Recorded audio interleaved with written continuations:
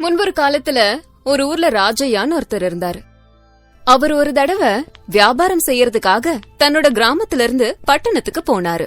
போற வழியில ரொம்ப நேரம் ஆனதுனால இருட்டி போனதுனால ஒரு ராத்திரி அங்க இருக்க கிராமத்துல தங்க போனாரு. அவருக்கு ரொம்ப பசி எடுத்ததாலையும் தங்கணுங்கிறதாலையும் ஒரு சத்திரத்துக்குள்ள போனாரு. அதுக்குள்ள ஒரு பாட்டி படுத்து தூங்கிட்டு இருந்தாங்க. அப்போ ராஜையா பாட்டி கிட்ட, பாட்டி, நான் ரொம்ப தூரத்துல இருந்து வரேன். எனக்கு ரொம்ப பசியா இருக்கு. சாப்பிடுறதுக்கு ஏதாவது உன்கிட்ட இருக்கா? இவ்ளோ தாமதமா வந்திருக்கியேப்பா.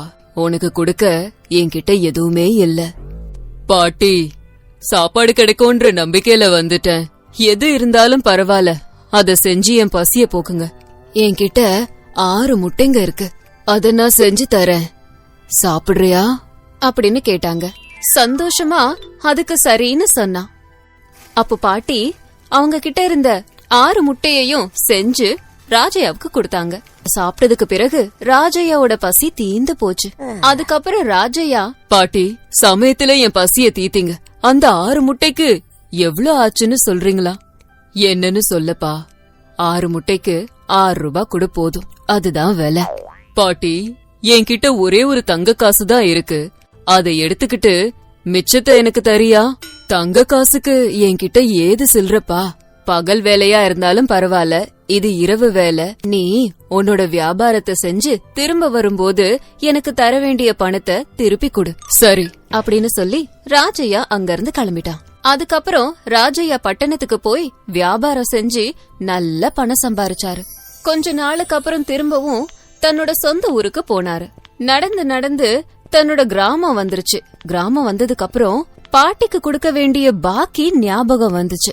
பாட்டி வீட்டுக்கு போய் பாட்டிக்கு கொடுக்க வேண்டிய 6 ரூபாவை கொடுத்துட்டு, அன்னைக்கு ஒரு நாள் 6 முட்டையை எனக்கு செஞ்சு கொடுத்துட்டு 6 ரூபாய் கொடுக்கணும்னு சொன்னீங்க, ஞாபகம் இருக்கா?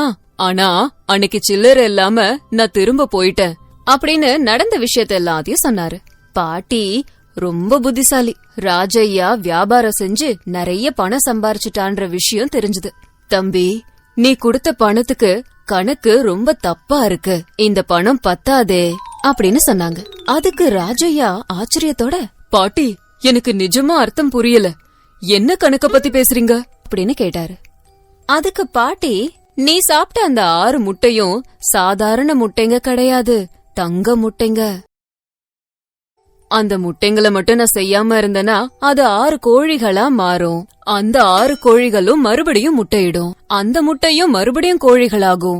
அந்த மாதிரி மறுபடியும் அதுங்க கோழிகளான கணக்கு நீ பார்த்தேனா எனக்கு 100கணக்கான கோழிகள் கிடைச்சிருக்கும். இது எல்லாத்தையும் கணக்கு போட்டா நீ எனக்கு 1000 பொற்காசுகளை கொடுத்தா கூட உன் பாக்கி தீராது.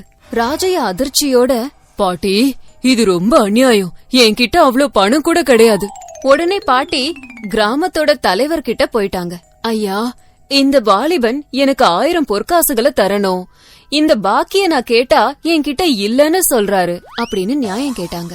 உடனே நியாய அதிகாரி ராஜையாவ அங்க இருந்த ஒரு அறைக்குள்ள போட்டு இந்த வழக்கு விசாரிச்சு நாளைக்கு தீர்ப்பு சொல்றேன் அப்படின்னு சொல்லிட்டாரு. அதுக்கப்புறம் ராஜையா, அனாவசியமா இந்த ஊருக்கு வந்துட்டோம், இந்த பாட்டி கிட்ட சாப்பிட்டுட்டோம் அப்படின்னு வருத்தப்பட்டு இருக்கும்போது அங்க ஒரு வாலிபன் வந்தான். ஐயா, நான் இப்பதான் சட்ட படிப்பு படிச்சுட்டு வந்திருக்கேன். இந்த பிரச்சனையில உங்க தரப்புக்கு நான் வாதாடலான்னு நினைக்கிறேன். எனக்கு ஒரு வாய்ப்பு கொடுக்கறீங்களா? நீ என் பக்கம் வாதாடுறதுல எனக்கு எந்த ஆட்சேபனையும் இல்ல.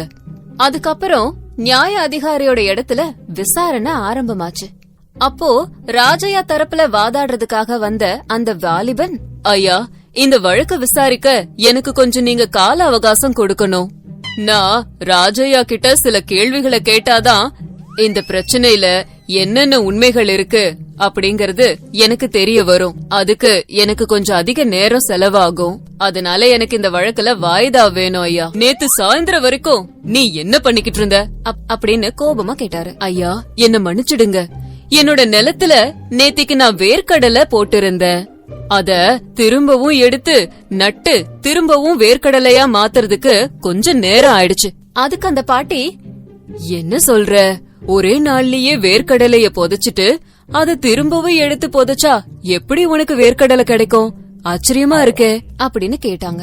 பாட்டி, ஒரே நாள்ல முட்டையில இருந்து கோழி வந்து திரும்பவும் முட்டை போட்டு கோழியா மாறும்போது இது சாத்தியமாகாதா என்ன? இத சொன்னதும் நியாய அதிகாரிக்கு அப்பதான் விஷயம் புரிஞ்சுது. அநியாயமா ராஜையாவை ஏமாத்துறதுக்கு அவர்கிட்ட இருந்து அதிகமான பணத்தை இவங்க அபகரிக்க பாக்குறாங்கன்றத கண்டுபிடிச்சாரு. உடனே பாட்டிய பயங்கரமா திட்டினாரு. அதுக்கப்புறம் தன் பக்கம் வாதாடி தனக்கு நியாயம் வாங்கி கொடுத்த அந்த வாலிபனுக்கு ராஜையா பகுமானம் கொடுத்து தன்னோட கிராமத்துக்கே திரும்பி போனாரு.